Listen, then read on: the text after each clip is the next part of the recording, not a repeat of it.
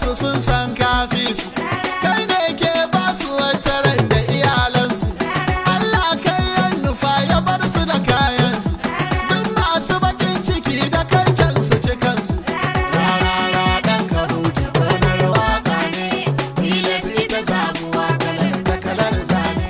Duk mai maka hasada ka bar shi da kayan shi, don ko a cikin karatu mun ga halin nashi.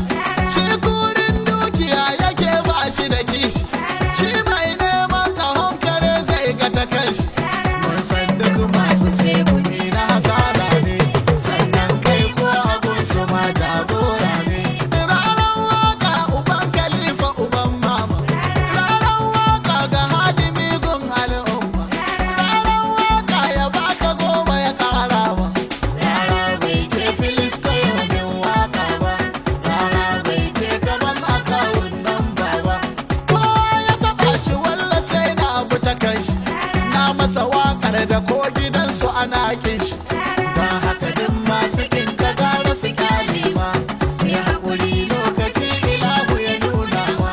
Kafin kai an dubin mawaka mun san su, wasu wakar tasu gun siyasa ake jin su, wasu ko ta sarauta can da su da iyalansu, wasu ko wakar biki a nan ne aka san su.